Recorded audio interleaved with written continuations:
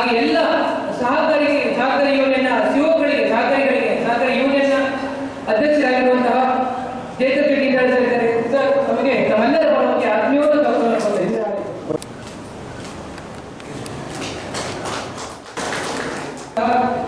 ಹಾಗೆ ಮೇಡಮ್ ಹೇಳಿದ್ದಾರೆ, ನಿಮ್ಮೊಂದಿಗೆ ಅನೇಕ ಕಾರ್ಯಕ್ರಮಗಳನ್ನು ನಾವು ಜೊತೆಯಾಗಿ ಮಾಡುವ ತರಬೇತಿಯನ್ನು ನೀಡಲಿಕ್ಕಿದ್ದೇವೆ ಅಂತ ಹೇಳ್ತಾರೆ.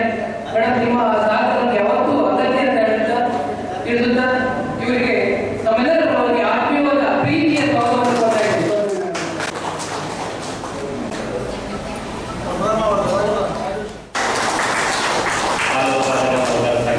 ನೋಡಿಕೊಂಡು ಆಮೇಲೆ ರುಬಿ ಆಯಿತು, ಮಂಗಳೂರಾಯಿತು, ಪುತ್ತೂರಾಯಿತು, ಆಮೇಲೆ ಹೋಗಿ ಆ ಬಯಲಾಟಗಳನ್ನು ಕೊಟ್ಟವ್ರಿಗೆಲ್ಲ ಮಾಡಿಸ್ತೀವಿ.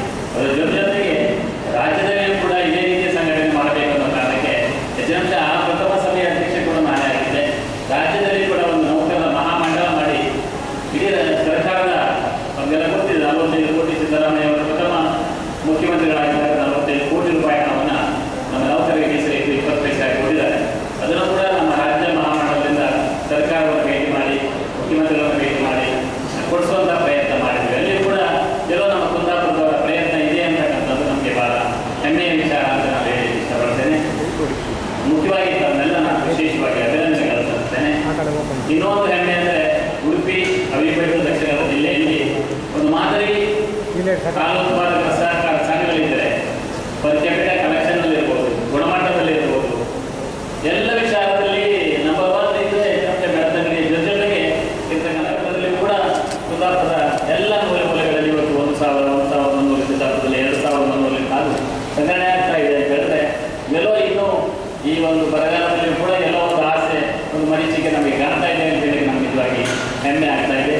ಆ ಕಾರಣಕ್ಕೋಸ್ಕರ ಎಲ್ಲ ಸಿಬ್ಬಂದಿಗಳನ್ನು ನಾನು ಈ ಸಂದರ್ಭದಲ್ಲಿ ಹಿರಿಯನಾಗಿ ನಿವೃತ್ತ ಕಾರ್ಯದರ್ಶಿಯಾಗಿ ನಮ್ಮ ಸಂಘದ ಗೌರವಾಧ್ಯಕ್ಷನಾಗಿ ನಮ್ಮನ್ನೆಲ್ಲ ವಿಶೇಷವಾಗಿ ಅಭಿನಂದನೆಗಳನ್ನು ಸಲ್ಲಿಸ್ತೇನೆ. ಇವತ್ತು 2-3 ಕಾರಣಗಳಿಗೆ ಬಹಳ ವಿಶೇಷ.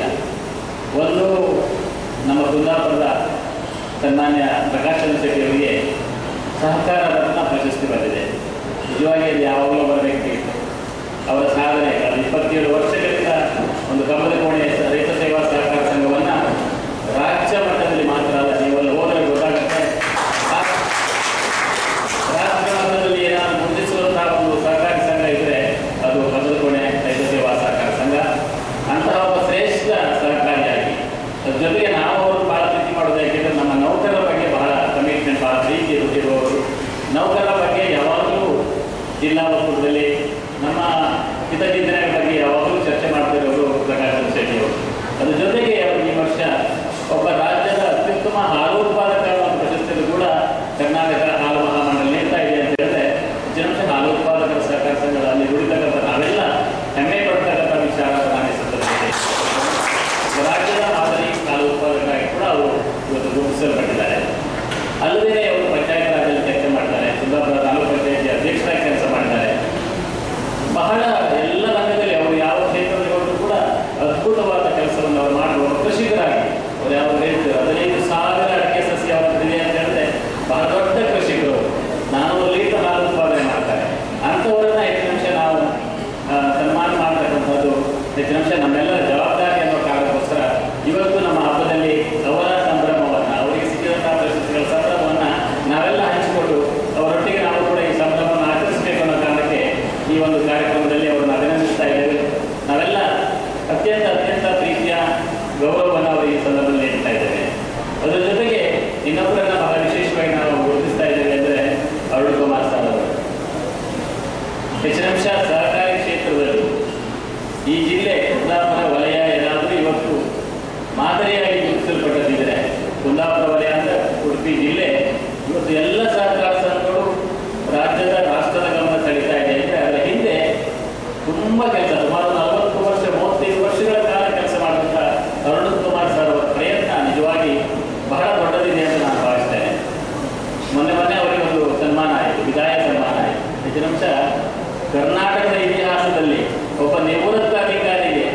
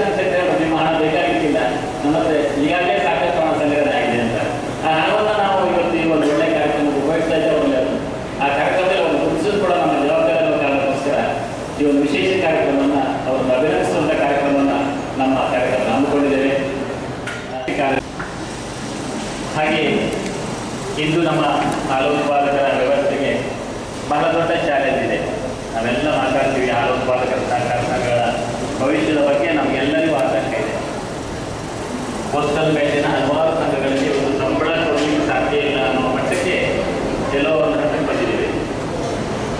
ಕಾರಣಗಳು ಬೇರೆ ಬೇರೆ ಇರ್ತವೆ. ಐನೂರು ಒಂದು ಕಡೆ ಆದರೆ ನಮ್ಮ ವ್ಯವಸ್ಥೆಗಳ 90 ಕಾಲದಲ್ಲಿ ಹಾಲಿದ್ದಂಥ ನಮ್ಮ ಒಕ್ಕೂಟ ಒಂದೇ ಸಲ 1,20,000 ಲೀಟರ್ ಹಾಲಿ ಬಂದಿತ್ತು. ಜಗರಾಜೇಶ್ವರ ಅಧ್ಯಕ್ಷರಾಗುವಾಗ ನಮ್ಮ ಒಕ್ಕೂಟದಲ್ಲಿ 1,20,000 ಲೀಟರ್ ಹಾಲಿ. ಅಂತಹ ಒಂದು ಏರಿಳಿತವನ್ನು ಕೂಡ ಮೆಚ್ಚಿ ಪುನಃ 6 ಲಕ್ಷ ಲೀಟರ್ ಹಾಲಿಗೆ ಹೋಗಿದ್ದೇವೆ. ಅಂದರೆ ಯಾರು ನಿರಾಶರಾಗುವ ಅವಶ್ಯಕತೆ ಇಲ್ಲ. ಇವತ್ತು ತಾತ್ಕಾಲಿಕವಾದಂತಹ ಹಿನ್ನೆಲೆ ಪುನಃ ನಾವು ಅದೇ ರೀತಿ ಪುನಃ 7 ಲಕ್ಷ ಲೀಟರ್ ಹಾಲಿಗೆ ಪುನಃ 1,000 ಲೀಟರ್ ಹಾಲಿಗೆ ಎಲ್ಲ ಸಂಬಳ ಕಟ್ ಮಾಡ್ತಾರೆ. ಅಂದರೆ ಎಲ್ಲೋ ನಾವು ಯೋಚನೆ ಮಾಡಬೇಕು ಅಥವಾ ಅನ್ನದ ವ್ಯವಸ್ಥೆ ಬಗ್ಗೆ ಯೋಚನೆ ಮಾಡಬೇಕು ಅಂತಕ್ಕಂಥ ವಿಚಾರಗಳನ್ನು ನಾನು ಈ ಸಂದರ್ಭದಲ್ಲಿ ಪ್ರಸ್ತಾವ ಮಾಡ್ತಾ, ಇನ್ನೊಂದು ನೌಕರರ ಹಲವಾರು ಬೇಡಿಕೆಗಳು ಹಲವಾರು ವರ್ಷಗಳಿಂದ ನಾವೆಲ್ಲ ಚರ್ಚೆ ಮಾಡ್ತಾ ಇದ್ದೀವಿ. ನಾನೇ ನೌಕರರ ಪ್ರಶ್ನೆ ಇನ್ನೊಂದು ಭಾಳ ಹೆಮ್ಮೆ ಪಡ್ತಕ್ಕಂಥ ವಿಚಾರ ಅಂದರೆ ನೌಕರರ ಕ್ಷೇಮಾಭಿವೃದ್ಧಿ ಟ್ರಸ್ಟ್ ಒಕ್ಕೂಟದಲ್ಲಾಗಿದೆ. ಅದಕ್ಕೆ ಮೂಲ ಕಾರಣ ಕೂಡ ಕುಂದಾಪುರ ಶರದ್ ಹೋಟ್ಲಲ್ಲಿ ವೆಂಕಟರಾಮ್ ಅವರು ಬಂದಾಗ ನಾನು 2-3 ಕಾರ್ಯದರ್ಶಿಗಳು ನಿಧನರಾಗಿ ಅವರ ಮನೆಯ ಪರಿಸ್ಥಿತಿಯನ್ನು ಅವರು ವಿವರಿಸಿದಾಗ ಅವರಿಲ್ಲ, ನಿಮ್ಮೊಂದು ಟ್ರಸ್ಟ್ ಮಾಡಬೇಕು, ಒಂದು ವೆಲ್ಫೇರ್ ಟ್ರಸ್ಟ್ ಮಾಡಬೇಕು ಅಂತ ಕನಸ್ಕೊಂಡು ಅದೇ ಕೂಡಲೇ ನಿರ್ಣಯ ಮಾಡಿ ನಮ್ಮ 4 ಜನ ಕಾರ್ಯದರ್ಶಿಗಳನ್ನು ವೈಶಾಖಿಯನ್ನು ಕಳಿಸ್ಕೊಟ್ಟು ಅದರ ಎಲ್ಲ ರಿಪೋರ್ಟ್ಗಳನ್ನು ನೀಡಿದ ಮೇಲೆ ಅವರು ಟ್ರಸ್ಟ್ ಮಾಡಿದರು. ನೌಕರರ ವೆಲ್ಫೇರ್ ಟ್ರಸ್ಟ್ ಕಾರಣಾಂತರಗಳಿಂದ ಅಥವಾ ಕಾನೂನು ಕೊರತೆಗಳಿಂದ ಒಂದು 10 ವರ್ಷ ಕೆಲಸ ಆಗಿಲ್ಲ. ಆದರೆ ಮುಂದೆ ಆ ಟ್ರಸ್ಟ್ ಬಹಳ ಬಲಿಷ್ಠ ಆಗ್ತಾ ಇದೆ. ಇವತ್ತು ಮೊನ್ನೆ ಸಭೆಯಲ್ಲಿ 5 ಪೈಸಾ ನೌಕರರಿಗೆ ಟ್ರಸ್ಟಿಗೆ ಕೊಡಬೇಕು ಅನ್ನುವಂಥ ತೀರ್ಮಾನ ಕೂಡ ಒಕ್ಕೂಟದಾರರ ಬಳಿ ಮಾಡ್ತಾ ಇದೆ. ಅಂದರೆ ನಿಜವಾಗಿ ಭಾಳ ಹೆಮ್ಮೆ ಪಡಬೇಕು. ಯಾಕಂದರೆ 5 ಪೈಸಾ ಆದರೂ ಕೂಡ ವರ್ಷಕ್ಕೆ 40 ಲಕ್ಷ ರೂಪಾಯಿ ಆಗ್ತದೆ. ಇದು ತನಕ ಒಕ್ಕೂಟ ನೀಡಿದ ಒಟ್ಟು ಹಣ ಸುಮಾರು 60-70 ಲಕ್ಷ ನಮ್ಮ ನೌಕರ ಕೇಂದ್ರ ಟ್ರಸ್ಟಲ್ಲಿ ಇದೆ. ಇವತ್ತು ನೌಕರ ನಿವೃತ್ತರಾದಾಗ 50,000 ರೂಪಾಯಿ ಟ್ರಸ್ಟ್ ಕೊಡ್ತಾ ಇದೆ. ನೌಕರಿಗೆ ಆರೋಗ್ಯದಲ್ಲಿ ಕಷ್ಟ ಇದ್ದಾಗ ಟ್ರಸ್ಟ್ ಕೊಡ್ತಾ ಇದೆ. ನಮ್ಮ ಟ್ರಸ್ಟನ್ನು ನೋಡಿಕೊಂಡು ಚಾಮರಾಜನಗರ ನೌಕರ ಕ್ಷೇಮ ಟ್ರಸ್ಟ್ ಮಾಡಿದ್ರು. ಅವರು ಪ್ರಥಮ ಸಭೆಯಲ್ಲಿ ನೌಕರ ನಿವೃತ್ತರಿಗೆ 5 ಲಕ್ಷ ಕೊಡ್ತಕ್ಕಂಥ ನಿರ್ಣಯ ಮಾಡಿದ್ರು. ಚಾಮರಾಜನಗರ ಟ್ರಸ್ಟ್ನ ಅಧ್ಯಕ್ಷರು ನಂಜುಂಡಸ್ವಾಮಿ ಅಂತ, ನಂಜುಂಡ ಪ್ರಸಾದ್ ಅಂತ, ಮಾದೇವ ಪ್ರಸಾದರ ಸುಪುತ್ರರು. ಅದೇ ಕೂಡ ನಾವು ಫೋನ್ ಮಾಡಿ ನಿಮ್ಮ ಟ್ರಸ್ಟ್ ನೋಡಿ ನಾವು ಟ್ರಸ್ಟ್ ಮಾಡಿದ್ದೀವಿ, ನಾವು ನೌಕರಿಗೆ 5 ಲಕ್ಷ ರೂಪಾಯಿಗಳನ್ನು ಕೊಡ್ತಾ ಇದ್ದೀವಿ ಅಂತ ಹೇಳಿ ಮಾತ್ರ ಅಲ್ಲ, ಅವರ ಕೊಟ್ಟ ಲಿಸ್ಟನ್ನು ಕೂಡ ನನಗೆ ವಾಟ್ಸಪ್ ಮಾಡಿದ್ರು. ಸುಮಾರು 2.5 ಕೋಟಿ ರೂಪಾಯಿಗಳನ್ನು ನೌಕರಿಗೆ 5 ಲಕ್ಷದಂತೆ ಕೊಟ್ಟು ವಿತರಣೆ ಮಾಡಿದ್ದಾರೆ. ಅವರಿಗೆ ಬೇಕಾದ ಹಣ ಸೋರ್ಸಸ್ ಅಲ್ಲಿ ಪೌಡರಿಗೆ ಎಕ್ಸಸ್ ಹಣ ಬಂದಾಗ ಒಂದು 4-6 ಕೋಟಿ ಒಕ್ಕೂಟಕ್ಕೆ ಹಣ ಜಾಸ್ತಿ ಬಂತು, ಆ ಮೂಲಕ ನೀಡಿರ್ಬೋದು. ಆದರೆ ಇಚ್ಛಾಶಕ್ತಿ ಇದ್ದಾಗ ಮಾಡಬೇಕು ಅನ್ನೋ ಕನಸಿದ್ದಾಗ ನಿಜಾಂಶ ಮಾಡಲಿಕ್ಕೆ ಸಾಧ್ಯ. ನಾನು ಭಾಳ ಹೆಮ್ಮೆಯನ್ನು ಹೇಳಿದೆ. ನಾವೆಲ್ಲ 25 ವರ್ಷದಿಂದ ಹೋರಾಟ ಮಾಡ್ತಿದ್ದೇವೆ ಟ್ರಸ್ಟಿಗೆ, ಆದರೆ ನಮಗಿನ್ನೂ ಒಂದು 50,000 ಪಡ್ಕೊಳ್ಳಿಕ್ಕೆ ಸಾಧ್ಯ ಆಗಿಲ್ಲ. ನೀವು ನೌಕರಿಗೆ 5 ಲಕ್ಷ ಕೊಡ್ತಾ ಇದ್ದೀರಿ ಅಂದರೆ ನಾವು ನಿಜವಾಗಿ ನಮ್ಮ ಇಡೀ ರಾಜ್ಯದ ಪರವಾಗಿ ನಿಮ್ಮನ್ನು ಅಭಿನಂದಿಸ್ತೇನೆ ಅಂತ ಮಾತ್ರ ನಾನು ಸಂದರ್ಭದಲ್ಲಿ ಹೇಳಿದೆ. ಆ ರೀತಿಯ ಇಚ್ಛಾಶಕ್ತಿ ಇದ್ದಾಗ ಮಾಡಬೇಕು ಅನ್ನೋ ಕನಸಿದ್ದಾಗ ಸಾಮಾನ್ಯ ವಿಕಾಸ್ ಶೆಟ್ಟಿ ಇಂದ್ರಾಳಿಯವರು ತುಂಬ ಸಭೆಗಳಲ್ಲಿ ನೌಕರರ ಬಗ್ಗೆ ಪ್ರಸ್ತಾವ ಮಾಡ್ತಾರೆ. ನಿಜಾಂಶ ಈ ಬಗ್ಗೆ ನಾವೆಲ್ಲ ಸರಿಯಾದ ರೀತಿಯಲ್ಲಿ ವರ್ಗ ಮಾಡಿ ನಮ್ಮ ಜನಪ್ರತಿನಿಧಿಗಳು ಏನಿದ್ದಾರೆ ಅವರಿಗೆ ನಮ್ಮ ವಿಚಾರಗಳನ್ನು ಕನ್ವಿನ್ಸ್ ಮಾಡಿ, ನಮ್ಮ ಕಷ್ಟಗಳನ್ನು ಕನ್ವಿನ್ಸ್ ಮಾಡಿ. ಯಾಕೆಂದರೆ ನಾನು ತಮಗೆಲ್ಲ ಗೊತ್ತಿದೆ, ಕಳೆದ 25 ವರ್ಷಗಳಲ್ಲಿ ನೌಕರರ ಕ್ಷೇಮ ಟ್ರಸ್ಟ್ನ ಕಾರ್ಯದರ್ಶಿಯಾಗಿ ನಾನು ಕೆಲಸ ಮಾಡಿದ್ದೆ, ಅವಿಭಜಿತ ಜಿಲ್ಲೆಯ ಅಧ್ಯಕ್ಷನಾಗಿ ಕೆಲಸ ಮಾಡಿದೆ, ರಾಜ್ಯ ನೌಕರ ಸಂಘಟನೆ ಕಾರ್ಯದರ್ಶಿಯಾಗಿ ಕೆಲಸ ಮಾಡಿದೆ. ಸರಿಯಾದ ರೀತಿಯಲ್ಲಿ ನಾವು ನಮ್ಮ ವಿಚಾರಧಾರೆಗಳನ್ನು, ನಮ್ಮ ಸಮಸ್ಯೆಗಳನ್ನು ಆಡಳಿತ ವ್ಯವಸ್ಥೆ ಗಮನ ತಂದಾಗ ಅವರಿಗೂ ಕೊಡಲೇಬೇಕಾದ ಅನಿವಾರ್ಯತೆ ನಿರ್ಮಾಣ ಮಾಡಬೇಕಾಗುತ್ತೆ. ಅಂಥ ಒಂದು ಪರಿಸ್ಥಿತಿ ನಿರ್ಮಾಣ ಆದಾಗ ಅವರು ಕೊಟ್ಟೇ ಕೊಡ್ತಾರೆ. ತಮಗೆಲ್ಲ ಗೊತ್ತಿದೆ, ಇವತ್ತು 35 ಪೈಸೆ ನಮ್ಮ ಜಿಲ್ಲಾ ನೌಕರ ಸಂಘಟನೆ ಕೊಡ್ತಾ ಇದೆ. ಯಾವುದೇ ಜಿಲ್ಲಾ ನೌಕರ ಸಂಘಟನೆ ಕೊಡದೇ ಇದ್ದಾಗ ಕೂಡ ನಾವು 35 ಪೈಸೆ ಕೊಡುವಂಥ ಪ್ರಯತ್ನವನ್ನು ಮಾಡಿ ಪಡೆದಿದ್ದೇವೆ. ಇವತ್ತು ಸುಮಾರು ವರ್ಷಕ್ಕೆ 1-2 ಕೋಟಿ ರೂಪಾಯಿ ನಮ್ಮ ನೌಕರಿಗೆ ಇಂಡೈರೆಕ್ಟ್ ಬೆನಿಫಿಟ್ ಸಿಗ್ತಾ ಇದೆ. ಅದೇ ರೀತಿ ಎಲ್ಲ ರೀತಿಯ ಪ್ರಯತ್ನಗಳನ್ನು ಮುಂದಿನ ದಿನಗಳಲ್ಲಿ ಕೂಡ ಇದೇ ರೀತಿ ಸಂಘಟನೆ ನಮ್ಮ ಕಾರ್ಯಕ್ಕೆ ಹೆಮ್ಮೆ ಆಗ್ತಾ ಇದೆ.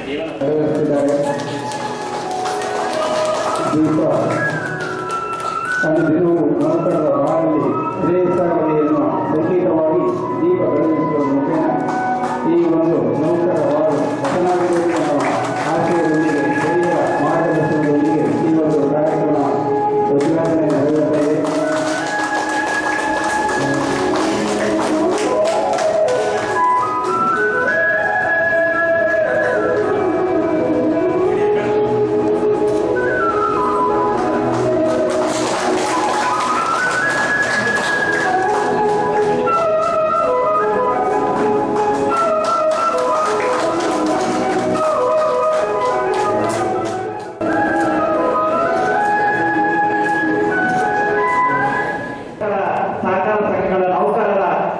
ಕ್ಷೇಮಾಭಿವೃದ್ಧಿ ಒಂದು ಟ್ರಸ್ಟ್ ಅನ್ನು ಮಾಡಿದ್ದು ಪ್ರಪ್ರಥಮವಾಗಿ ಕುಂದಾಪುರ ತಾಲೂಕಿ ಎನ್ನುವಂತ ವಿಚಾರ ತಿಳ್ಕೊಂಡೆ. ಅದಕ್ಕಾಗಿ ನಾನು ವಿಶೇಷವಾಗಿ ಅಭಿನಂದಿಸ್ತೇನೆ. ಯಾಕಂದ್ರೆ ನಮ್ಮ ಬೇಡಿಕೆಗಳನ್ನು ನಾವು ಜನಪ್ರತಿನಿಧಿಗಳಿರ್ಬೋದು, ಸರ್ಕಾರಕ್ಕಿರ್ಬೋದು, ಅಥವಾ ನಾವೆಲ್ಲ ಯೂನಿಟಿ ಸ್ಟ್ರೆಂತ್ ಒಗ್ಗಟ್ಟಿನಲ್ಲಿ ಬದಲಿಕೆಯನ್ನು ತೋರಿಸ್ಕೊಡ್ಬೇಕಂದ್ರೆ ನಮ್ಮಲ್ಲಿ ಒಂದು ಸಂಘಟನೆ ಬೇಕು. ಆ ಸಂಸ್ಥೆಯ ಮುಖಾಂತರ ಇವತ್ತು ಸಮಾಜಮುಖಿ ಕಾರ್ಯಕ್ರಮಗಳು ನಮ್ಮ ಏನು ಬೇಡಿಕೆಗಳು ಉಂಟು ಅದನ್ನು ಸಲ್ಲಿಸುವಂತ ಈಗಾಗಲೇ ಒಂದಾದ್ರೆ ಬೇರೆ ಬೇರೆ ಕಾರ್ಯಕ್ರಮ ನಾನು ಹತ್ತಿರದಿಂದ ಕಂಡುಕೊಂಡಂತೆ ಈ ಭಾಗದ ಎಲ್ಲ ಸಹಕಾರಿಗಳು ಯಾವುದೇ ಒಂದು ಕಾರ್ಯಕ್ರಮ ಜಿಲ್ಲೆಯಲ್ಲಾಗಲಿ ರಾಜ್ಯದಲ್ಲಾಗಲಿ ಒಂದು ಒಗ್ಗಟ್ಟಾಗಿ ಇಟ್ಟುಕೊಂಡು ಅನೇಕ ಸಮಾಜಮುಖಿ ಕಾರ್ಯಕ್ರಮವನ್ನು ತಮ್ಮನ್ನು ತೊಡಗಿಸಿಕೊಳ್ಳುವುದರೊಂದಿಗೆ ಇವತ್ತು ಹಾಲು ಉತ್ಪಾದಕರ ಸಹಕಾರಿ ಸಂಸ್ಥೆಯ ಭವಣೆ ನಾನು ಪ್ರಕಾಶ್ ಚಂದ್ರಶೇಖರ್ ಮತ್ತೆ ಒಕ್ಕೂಟದ ಅಧ್ಯಕ್ಷರು ಇರುವಂತಹ ಎಲ್ಲ ವೇದಿಕೆಗೆ ನಾನು ಮಾತಾಡ್ತೀನಿ. ಕಳೆದ ಸಲ MD ಹೋಗಿದ್ರು.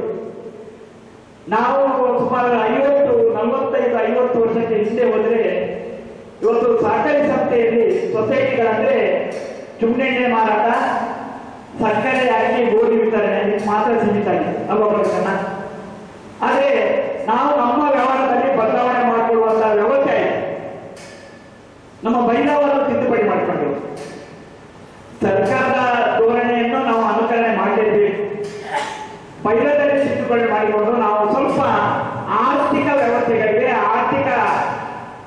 ನಾವು ಇವತ್ತು ಆ ಕ್ಷೇತ್ರಕ್ಕೆ ನಾವು ಸಹಕಾರಿ ಸಂಸ್ಥೆಗಳು ಬಂದ ಅಂದ್ರೆ ಉಳ್ಳವರಿಂದ ಅದು ಪಿಕ್ಕಿ ಮುಖಾಂತರ ಇರ್ಬೋದು, ಅಥವಾ ದಿನನಿತ್ಯ ನಮ್ಮಲ್ಲಿ ಪಡಿತರ ಸಾಮಗ್ರಿ ಪಡ್ಕೊಳ್ಳಿಕ್ಕೆ ಬರುವಂತ ಆ ಗ್ರಾಹಕರನ್ನು ಸಂಪರ್ಕಿಸಿ ನೀವು ಪ್ರತಿ ತಿಂಗಳಿಗೆ 4-5 ಸಲ ಬರ್ತೀವಿ, ಒಂದು 5 ರೂಪಾಯಿ ಉಳಿತಾಯ ಖಾತೆ ಮಾಡಿ, ಒಂದು 10 ರೂಪಾಯಿ ಉಳಿತಾಯ ಖಾತೆ ಮಾಡಿ ಅಂತ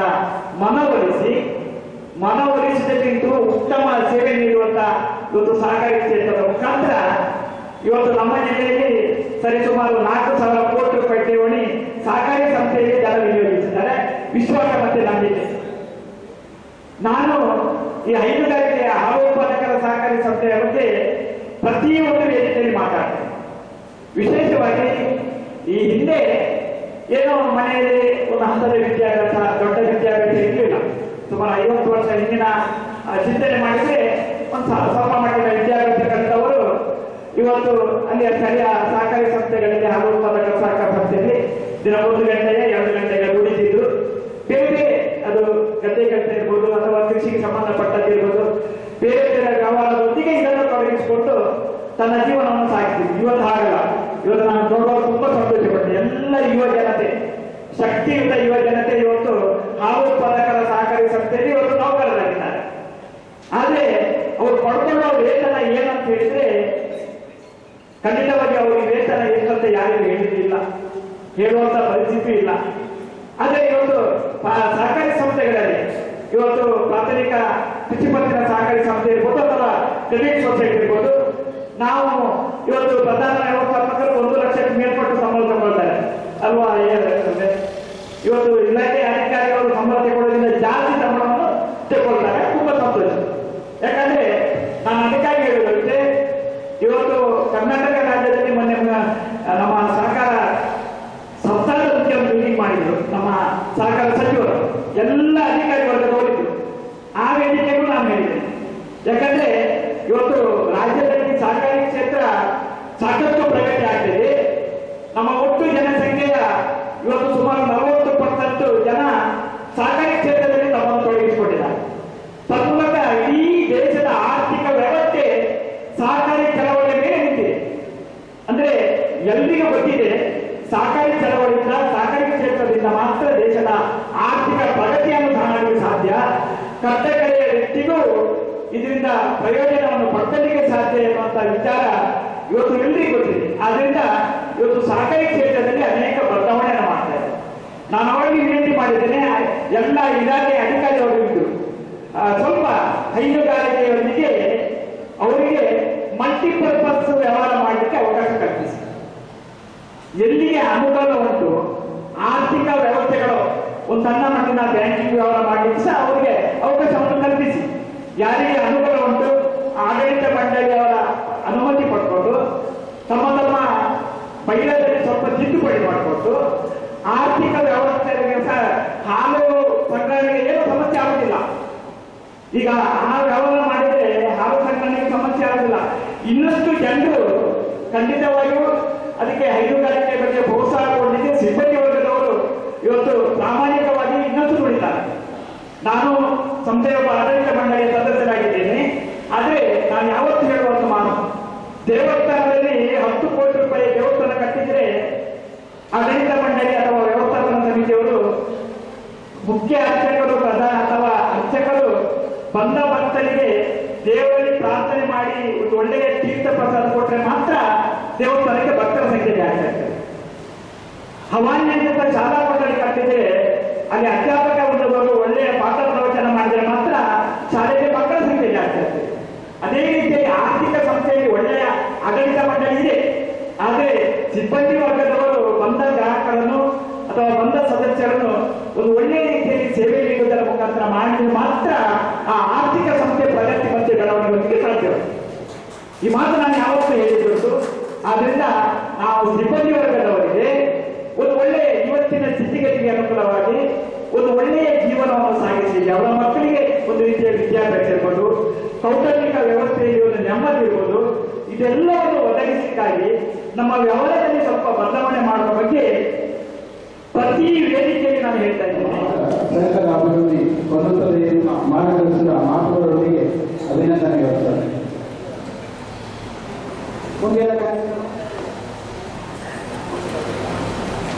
ಕಳೆದ 40 ವರ್ಷ ಸನ್ಮಾನಿಸಲಿದೆ.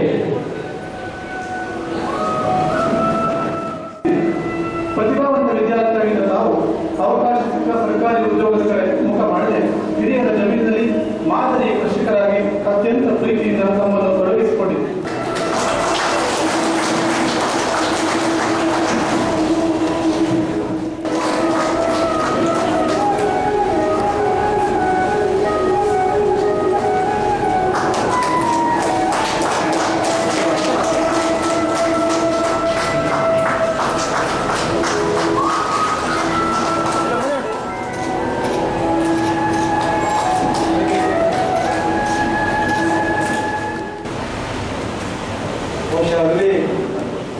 ನನ್ನಂಥವರಿಗೆ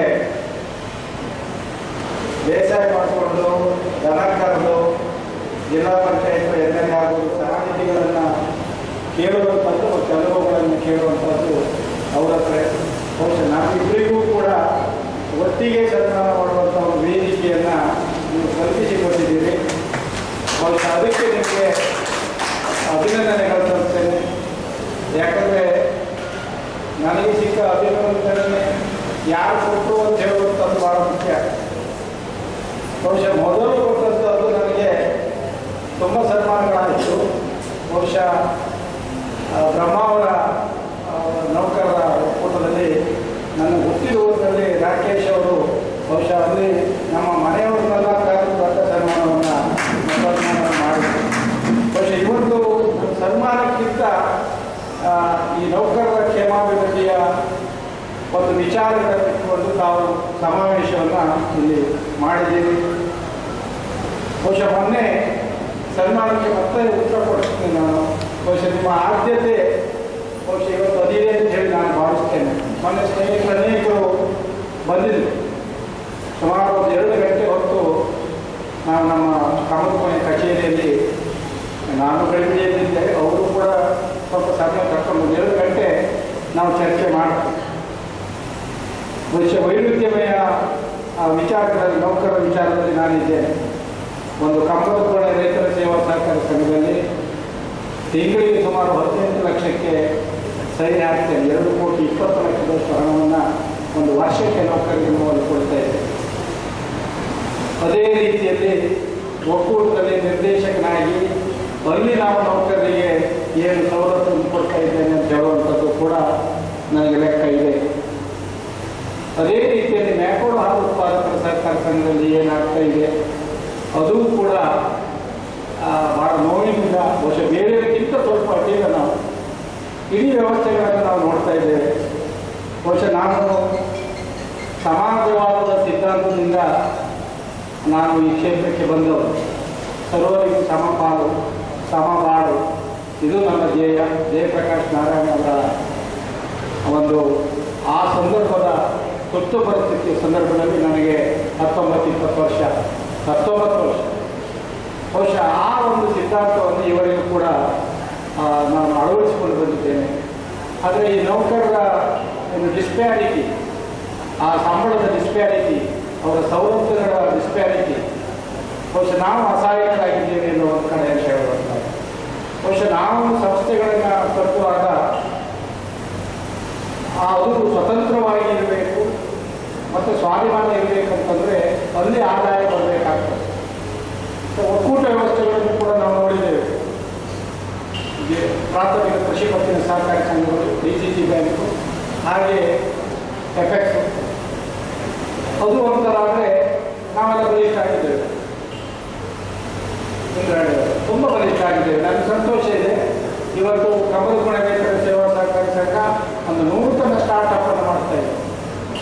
ಸ್ವಂತ ಬಂಡವಾಳದಿಂದ 13 ಕೋಟಿಯಷ್ಟು ಬಿಲ್ಡಿಂಗ್ ಫಂಡಿನಿಂದ ಒಂದು ಬಹಳ ದೊಡ್ಡ ಮಾಲನ್ನು ಮಾಡ್ತಾ ಇದ್ದೇವೆ. 8 ಕೋಟಿ 7 ಕೋಟಿ ಬಂಡವಾಳ ನಮ್ಮದೇ ಹಾಕ್ತಾ ಇದ್ದೇವೆ.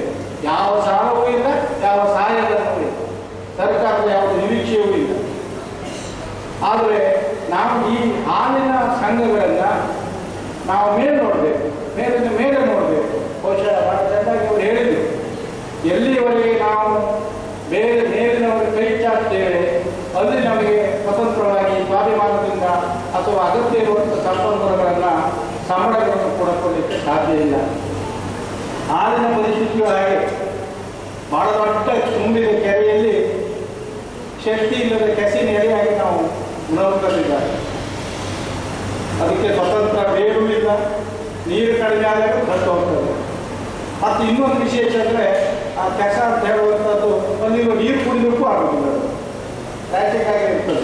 ಅತ್ಯಂತ ಕಷ್ಟದಲ್ಲಿ, ನಷ್ಟದಲ್ಲಿ, ಬಹುಶಃ ಮತ್ತು ಭವಿಷ್ಯದ ಬಗ್ಗೆ ಒಂದು ಬಹಳ ಸಂಕಷ್ಟದಲ್ಲಿ ಇದ್ದಾರೆ. ಆದರೆ ಪರಿಹಾರಗಳನ್ನು ಈಗಾಗಲೇ ಸಮಸ್ಯೆಗಳಿದ್ದಾಗ ಪರಿಹಾರಗಳನ್ನು ಹಂಚಿಕೊಳ್ಬೇಕು. ಬಹುಶಃ ನಾವು ಈ ಹಾಲಿನ ಕ್ಷೇತ್ರ ಇವತ್ತು ಅತ್ಯಂತ ಅಭಿವೃದ್ಧಿ ಆಗಬೇಕಿದ್ರೆ ಡಾಕ್ಟರ್ ಕುರಿಯನ್ ಅವರನ್ನು ನಾವು ಯಾವತ್ತೂ ಕೂಡ ಸ್ಮರಿಸಬೇಕು. ಬಾಳಿಗ ಕಾನೂನು ಕಾಲೇಜಿನಲ್ಲಿ ಕಾನೂನು ಪದವಿಯನ್ನು ಪಡೆದಿರುವೆ. 1988 36ಕ್ಕೂ ಹೆಚ್ಚು ವರ್ಷಗಳ ಕಾಲ ರಾಜ್ಯದ ಹಲವಾರು ಕಡೆ ಸೇವೆ ಸಲ್ಲಿಸಿದ್ದೀರಿ. ತಮ್ಮ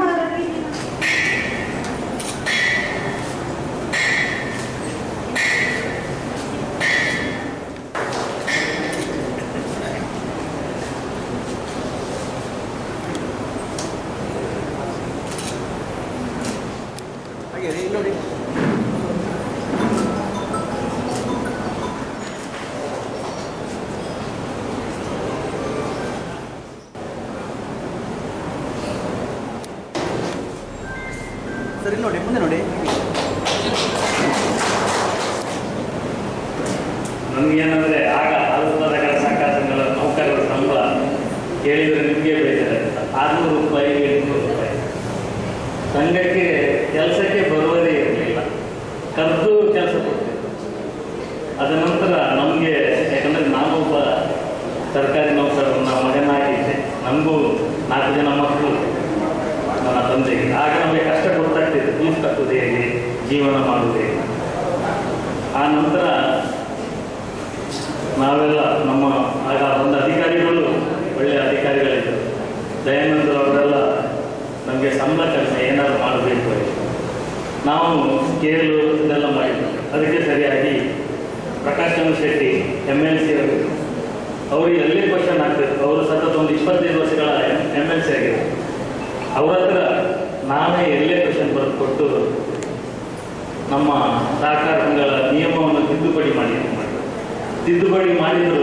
ನಾವು ದುಡಿಯೋ ಬಂಡವಾಳದ 2.5% ಕೇಳಿದ್ದೆವು, ಅವರು 2% ಮಾಡಿದರು. ಅದಾದ ನಂತರ ಇಲಾಖೆಯ ಅನುಮತಿ ಅಗತ್ಯ ಇಲ್ಲ, ಅದನ್ನು ತಿದ್ದುಪಡಿಯಲ್ಲಿ ಮಾಡಿದರು. ನನ್ನ ಅವಧಿಯಲ್ಲಿ ಬಂದ ಎಲ್ಲ ಹೆಚ್ಚಿನವರು ಬರ್ತಿದ್ರು, ಪೇ ಸ್ಕೇಲ್ ಮಾಡಿಕೊಡಿ. ಆ್ಯಕ್ಚುಲಿ 2% ಒಳಗೆ ಇದ್ದರೆ ಪೇ ಸ್ಕೇಲ್ ಮಾಡೋದು ಆಡಳಿತ ಮಂಡಳಿಗೆ ಹಕ್ಕೆ ಇದೆ. ಅಂದರೆ ಆಡಳಿತ ಮಂಡಳಿ ಮಾಡಿ ವಿದ್ಯುಕ್ತವಾದ ವರದಿಯನ್ನು ಕೊಡಬೇಕು. ಮಾಡುವಾಗ ಅದರಲ್ಲಿ ಕೆಲವು ಮಾನದಂಡ ಇರ್ತದೆ. ಅದೇ ಪ್ರಕಾರ ಮಾಡಿದರೆ ಆಡಳಿತ ಮಂಡಳಿ ಮಾಡಿದರೆ ಅದನ್ನು ಒಪ್ಪಬಹುದು. ಆದರೆ ಏನಾಗ್ತದೆ ಅಂದರೆ ನಿಮ್ಮಲ್ಲಿ ದುಡಿಯೋ ಬಂಡವಾಳ ಕಡಿಮೆ ಇರ್ತದೆ. ಯಾಕಂದರೆ ಬೇರೆ ಟ್ಯಾಕ್ಸ್ಗಳಲ್ಲಿ ದುಡಿಯೋ ಬಂಡವಾಳ ಅಂದರೆ ಶೇರ್ ಕ್ಯಾಪಿಟಲ್ ಡೆಪಾಸಿಟ್ ಬಾರಿಂಗ್ ಬರ್ತದೆ. ಆದರೆ ನಿಮ್ಮಲ್ಲಿ ಸೇಲ್ಸ್ ಅಂದರೆ ಮಾರಾಟವನ್ನು ಹೋಲಿಸಿದಾಗ ಅದು 2% ಒಳಗೆ ಬರುವುದಿಲ್ಲ. ಜೀವನಕ್ಕೂ ಕಷ್ಟ ಆಗ್ತದೆ ಆ ಸಂಬಳ. ಆಗ ಕೆಲವೊಂದು ಸಂದರ್ಭಗಳಲ್ಲಿ ನಾವು ಕಾನೂನು ಬಿಟ್ಟು ನಿಮಗೆ ಮಾಡಿಕೊಟ್ಟಿದ್ದೇವೆ. ಯಾಕಂದರೆ ಬದುಕಬೇಕು, ನಿಮ್ಮ ಜೀವನ ನಿರ್ವಹಣೆ ಆಗಬೇಕು ಹೇಳಿ ಟರ್ನ್ ಓವರನ್ನು ಮತ್ತು ವರ್ಕಿಂಗ್ ಕ್ಯಾಪಿಟಲ್ ಸೇರಿ ಮಾಡಿಕೊಟ್ಟದ್ದು ಇದೆ. ಅಂದರೆ ಸಂಘ ಒಳ್ಳೆಯದಾಗಲಿ, ಸಂಘವು ಮುಂದಿನ ದಿನಗಳಲ್ಲಿ ಬೆಳವಣಿಗೆಯಲ್ಲಿ ನಿಮಗೂ ನಿಮ್ಮ ಹಿತಾಸಕ್ತಿಯಿಂದ ಸಂಘ ಒಳ್ಳೆಯದಾಗಲಿ ಹೇಳಿ. ಈಗ ಇತ್ತೀಚೆಗೆಲ್ಲ ಹಾಲು ಕಡಿಮೆ ಆಗಿದೆ. ಹಾಲು ಕಡಿಮೆ ಆದಾಗ ನಮ್ಮ ಯೂನಿಯನ್ ನಮ್ಮ ಮಿತ್ರರು ಜಯಕರ್ ಶೆಟ್ಟರು ಮತ್ತು ಪ್ರಕಾಶ್ ಶೆಟ್ಟರು ಹೇಳಿದರು ಮಲ್ಟಿಪರ್ಪಸ್ ಮಾಡಬೇಕು. ಆ್ಯಕ್ಚುಲಿ ನಿಮ್ಮ ಬೈಲಲ್ಲಿ ಮಲ್ಟಿಪರ್ಪಸ್ ಉದ್ದೇಶ ಲಾಸ್ಟ್ ಬೈಲದಲ್ಲಿದೆ. ಇತರ ಉದ್ದೇಶಗಳನ್ನು ಮಾಡ್ಬೋದು. ಯಾಕಂದರೆ ಈಗ 6 ಸಹಕಾರ ಸಂಘಗಳು ತನ್ನ ಅಸ್ತಿತ್ವವನ್ನು ಕಳೆದುಕೊಳ್ಳುವ ಸ್ಥಿತಿಯಲ್ಲಿ ಈಗ ಹೋಗಿ ಸಿ ವರ್ಗಕ್ಕೆ ಬಂದಿದೆ ಹಾಲು ಉತ್ಪಾದಕರ ಸಹಕಾರ ಸಂಘ. ಆದರೆ ನಮ್ಮ ಕುಂದಾಪುರ ತಾಲೂಕಿನಲ್ಲಿ ಇಲ್ಲ, ಕಾರ್ಕಳ ಮತ್ತು ಉಡುಪಿ ತಾಲೂಕಿನಲ್ಲೂ 6 ಸಹಕಾರ ಸಂಘಗಳು ಸಿ ವರ್ಗ ಬಂದಿದೆ. ಸಿ ವರ್ಗ ಬಂದ ನಂತರ ಅವರದ್ದು ನೌಕರರ ವೇತನವನ್ನು ಕಡಿಮೆ ಮಾಡೋದು ಎಲ್ಲ ಕೇಳಿದರೆ ಹೇಗೆ ಮಾಡೋದು. ನೌಕರರ ವೇತನ ಕಡಿಮೆ ಮಾಡಿದರೆ ಈಗಾಗಲೇ ನೀವು ಕಮಿಟ್ಮೆಂಟ್ ಮಾಡ್ಕೊಂಡಿರ್ತೀರ, ನಿಮ್ಮ ವೇತನ ಹೇಗೆ ಕಡಿಮೆ ಮಾಡೋದು. ನಾನು ಅವ್ರಿಗೆ ಹೇಳಿದೆ, ದಯವಿಟ್ಟು ನೌಕರರ ವೇತನ ಕಡಿಮೆ ಮಾಡಬೇಡಿ, ಅವ್ರಿಗೆ ಮಕ್ಕಳಿದ್ದಾರೆ, ಒಂದು ಅಮಲ್ಗಮಿಷನ್ ಮಾಡುವಾಗಿದ್ದಾರೆ. ಯಾಕಂದರೆ ಹೆಚ್ಚಿನ ಸಹಕಾರ ಸಂಘಗಳು ಸ್ವಂತ ಕಟ್ಟಡದಲ್ಲಿ ಇನ್ನೊಂದು ಸೊಸೈಟಿಯೊಂದಿಗೆ ಅಮಲ್ಗಮಿಷನ್ ಮಾಡಿದರೆ ಏನಾಗ್ತದೆ, ಸಂಬಳ ಹೇಗೆ ಕೊಡ್ತೀವಿ. ಇಲ್ಲಿಯೂ ನೀವು 6-7 ಸಾವಿರ ಕೊಡ್ತೀರಿ ಅಥವಾ 8 ಸಾವಿರ ಕೊಡ್ತೀರಿ, ಅಲ್ಲಿಯೂ 8 ಸಾವಿರ ಕೊಡಬೇಕಾಗ್ತದೆ. ಅಲ್ಲಿಯೇ ಸೆಕ್ರೆಟರಿ, ಇಲ್ಲಿಯೇ ಸೆಕ್ರೆಟರಿ, ಸೀನಿಯಾರಿಟಿ, ಇದೆಲ್ಲವೂ ಸಮಸ್ಯೆ ಬರ್ತದೆ. ಅಂಥ ಪರಿಸ್ಥಿತಿಯಲ್ಲಿ ಬೇರೆ ಬೇರೆ ವ್ಯವಹಾರ ಮಾಡಲಿಕ್ಕೆ ಅವರಿಗೆ ಅವಕಾಶ ಕೊಡಿ. ಬೈಲದಲ್ಲಿದೆ, ಅದನ್ನು ಅವಕಾಶ ಕೊಟ್ಟರೆ ಹಾಲು ಉತ್ಪಾದನೆಯನ್ನು ಜಾಸ್ತಿ ಮಾಡಬಹುದು. ಯಾಕಂದರೆ ಸ್ವಂತ ವಿರೋಧದಿಂದ ನೀವು ನಿಮ್ಮ ಹಾಲು ಉತ್ಪಾದಕರಿಗೆ ಸಣ್ಣ ಮಟ್ಟದಲ್ಲಿ ಬ್ಯಾಂಕಿಂಗ್ ವ್ಯವಹಾರ ಮಾಡಿ, ಸೊಸೈಟಿ ಸಂಘವನ್ನು ನಿಮ್ಮ ಸಹಕಾರ ಸಂಘಗಳಲ್ಲಿ ಸ್ಥಾಪಿಸಿ, ಅವರಿಗೆ ಸಣ್ಣ ಸಾಲ ಕೊಡಿ, ಸಾಲ ರಿಕವರಿ ಮಾಡಿ. ಇದರಿಂದ ಹಾಲು ಉತ್ಪಾದನೆಯೂ ಹೆಚ್ಚಾಗ್ತದೆ ಮತ್ತು ನೌಕರರ ವೃತ್ತಿಯನ್ನು ಅಂದರೆ ನಿಮ್ಮ ಕೆಲಸಕ್ಕೂ ಯಾವುದೇ ತೊಂದರೆ ಬರುವುದಿಲ್ಲ. ಮತ್ತು ಇನ್ನು ಹೆಚ್ಚಿನ ಸಹಕಾರ ಸಂಘಗಳಲ್ಲಿ ದುಡಿತೀರಿ ನೀವು, ನಮಗೆ ಗೊತ್ತಿದೆ. 2 ಗಂಟೆ ದುಡಿತಾರೆ, ಮಧ್ಯಾಹ್ನ 2 ಅವರಿಗೆ ಯಾಕೆ ಸಂಬಳ ಕೊಡೋದು ಕೇಳ್ತಾರೆ. ನಮ್ಮ ವಾದ ಅದಲ್ಲ. ನೀವು ನೌಕರರು ಅಂದರೆ ಸಹಕಾರ ಸಂಘದಲ್ಲಿ ನೀವು 24 ಗಂಟೆಯೂ ನೌಕರರೇ. ಯಾಕಂದರೆ ಸೆಕ್ಷನ್ 118 ಪ್ರಕಾರ ನೀವೆಲ್ಲ ಸಾಮಾಜಿಕ ಅಂದರೆ ನಮ್ಮಾಗೆ ನೌಕರರಾಗಿರ್ತೇವೆ. ನಿಮಗೂ ನಮ್ಮಷ್ಟೇ ಏನು ಸರ್ಕಾರಿ ನೌಕರರಿದ್ದಾರೆ ಅಷ್ಟೇ ನಿಮಗೆ ರಕ್ಷಣೆ ಇದೆ. IPCಯಲ್ಲಿ ಇದೆ, ಸಹಕಾರ ಸಂಘಗಳ ಕಾಯ್ದೆ ಮತ್ತು ನಿಯಮಗಳಲ್ಲಿ. ಅಂತಹ ಸಮಯದಲ್ಲಿ ನಿಮ್ಮ ಈಗ ಎಲ್ಲ ಯಂಗ್ಸ್ಟರ್ಸ್ ಇದ್ದೀರಿ, ಹೊಸಬರು ಇದ್ದೀರಿ, ನಿಮ್ಮಲ್ಲಿ ಸರ್ವಿಸ್ ರೂಲ್ಸೇ ಇರಲಿಲ್ಲ. ರಿಟೈರ್ಡ್ ಆಗ್ತೀರಿ, 5 ವರ್ಷ 6 ವರ್ಷ ಕೆಲಸ ಬಿಟ್ಟು ಹೋಗ್ತೀರಿ. ನಿಮಗೆ ಗ್ರ್ಯಾಜುಯಿಟಿ ಕೊಡಲಿಕ್ಕೆ ಗ್ರ್ಯಾಜುಯಿಟಿಯಲ್ಲಿ ನಂಗೆ ಯಾವ ರೀತಿ ಇಲ್ಲ ಕಾರಣ ನೌಕರರದ್ದು ಸರ್ವಿಸ್ ರೂಲ್ಸೇ ಮೇಂಟೈನ್ ಮಾಡಲಿಲ್ಲ. ನೀವು ಸರ್ವಿಸ್ ರಿಜಿಸ್ಟ್ರು ನಿಮ್ಮಲ್ಲಿ ಇಲ್ಲ. ಈಗ ನಾನು ಹೇಳಿದ್ರೆ ಹೆಚ್ಚಿನ ಸಾಧಾರಣ 50% ನಿಮ್ಮ ಸರ್ಕಾರ ನಿಮ್ಮದು ಸರ್ವಿಸ್ ರಿಜಿಸ್ಟ್ರೇ ಇರಲಿ. ಸಂದರ್ಭದಲ್ಲಿ ಈ ಸನ್ಮಾನವನ್ನು ಹಮ್ಮಿಕೊಂಡಿದ್ದೀರಿ. ನಮ್ಮ ದಕ್ಷಿಣ ಕನ್ನಡ ಮತ್ತು ಉಡುಪಿ ಜಿಲ್ಲೆಯಲ್ಲಿ ಈ ರೀತಿಯ ಒಂದು ಗೌರವವನ್ನು ಅರ್ಪಿಸುವಂಥದ್ದು ಎಲ್ಲ ಕಡೆ ಇದ್ದದೆ. ನಮ್ಮ 2 ಜಿಲ್ಲೆಯಲ್ಲಿ ಮಾತ್ರ ಅದನ್ನು ನಡೆಸಿಕೊಂಡು ಬರ್ತಾ ಇದ್ದಾರೆ. ಸೊ ಒಂದು ನನ್ನದು ಸಹೋದರ ಹಾಗೂ ನನ್ನ ಗುರುಗಳು ಅಂತ ಹೇಳ್ಬೋದು, ಮಾನ್ಯ ಶ್ರೀ SV ಅರುಣ್ ಕುಮಾರ್ ಅವರಿಗೆ. ಅವರು ಇಲ್ಲಿ ಸುಮಾರು 38-40 ವರ್ಷಗಳ ಕಾಲ ಸರ್ಕಾರಿ ಸೇವೆಯನ್ನು ಅವರು ಸಲ್ಲಿಸಿದ್ದಾರೆ. ಅವರಿಗೆ ಒಂದು ಹೇಳಲಿಕ್ಕೆ ಈ ಸಂದರ್ಭದಲ್ಲಿ ಇಷ್ಟಪಡ್ತಾ ಇದ್ದಾರೆ. ಯಾಕಂತಂದರೆ ಅವರು ಸರ್ಕಾರಿ ಸೇವೆಗೆ ಸೇರಿದ್ದು ಕೂಡ ಕುಂದಾಪುರ ಉಪವಿಭಾಗದಲ್ಲಿ, ವಯೋನಿವೃತ್ತಿ ಕೊಟ್ಟಿದ್ದು ಕೂಡ ಅವರು ಕುಂದಾಪುರ ಉಪವಿಭಾಗದ ಸಹಾಯಕ ನಿಬಂಧಕರಾಗಿ. ಅದೊಂದು ಅವರ ಅದೃಷ್ಟ ಅಂತ ನಾನು ಹೇಳಲಿಕ್ಕೆ ಇಚ್ಛೆಪಡ್ತೇನೆ. ಯಾಕಂತಂದರೆ ನಾನು ದಕ್ಷಿಣ ಕನ್ನಡ ಜಿಲ್ಲೆಯಲ್ಲಿ ವಿವಿಧ ತಾಲೂಕಿನಲ್ಲಿ ಬೇರೆ ಬೇರೆ ಹುದ್ದೆಯಲ್ಲಿ ನಾನು ಕೆಲಸ ಮಾಡಿದ್ದೇನೆ.